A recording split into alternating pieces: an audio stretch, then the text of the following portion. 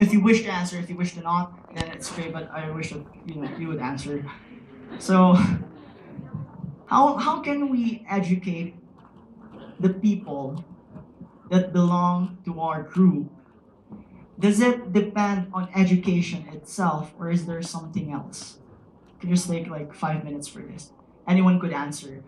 Does it depend on educating the group of people or a person into believing that, hey, you shouldn't do that and you shouldn't stereotype other people because they're not all like that?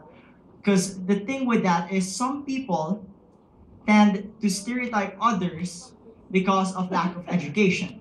So is education really the key to this, or would you like to add something else?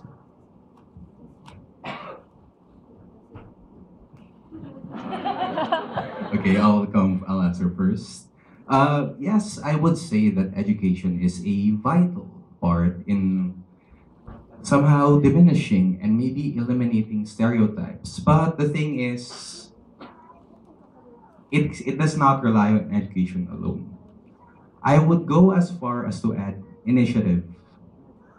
Initiative has to come from that person as well. You can spend 1 year, 10 years, 10 decades, if you live that long, educating a person about something, about any topic. But if he does not have the initiative to learn, to listen, at the very least, then all those efforts will be for naught. Because one thing we have to instill in people is a drive for knowledge, a thirst for knowledge. Because a lot of people who stereotype, they already have set boundaries. One hurdle we have to get over with is those boundaries, is those perceptions, those that prejudice within people.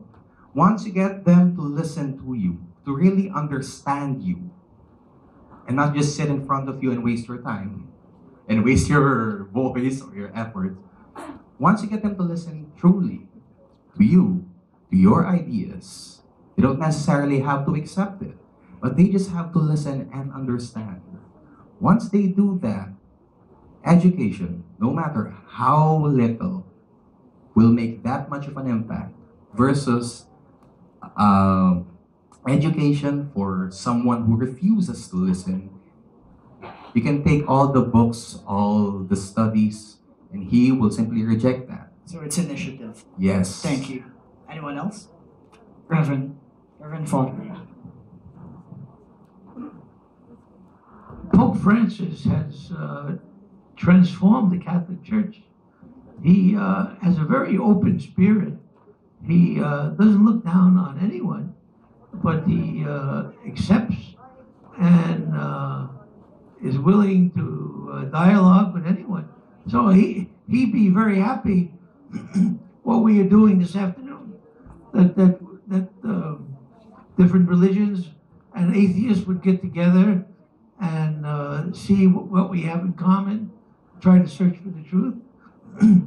So some people think that Catholics have all the truth and they label other people and they're very closed. No, look at Pope Francis. He's very open to all people and try to have great understanding in the world. So certainly when he comes to the Philippines, you'll see how much he is promoting that. Thank you, Reverend Father Pascual. Pastor Etienne? Well, more than information, I believe, like initiative or the willingness to change. Basically, some people have just accepted the fact and they're not open to change. They're stuck with this, and so that's it. So just the willingness to change, I guess. And we're talking about viewing other people in a stereotype way. We're not talking about what we believe in, because if you ask the three of us if we're going to change what we believe in, we will say no. We're not going to change what we believe in. What we're talking about here is accepting people for and not discriminating them, and That's what we're talking about. And so, just not the willingness not to just to take a person as this, and then not willing, even though how much information comes in, if you're not willing to change the way you think, it's not going to work. Thank you. Round of applause for our speakers. Everyone say issue number 2. Issue number 2. Let's kill the lights again. And my water, please.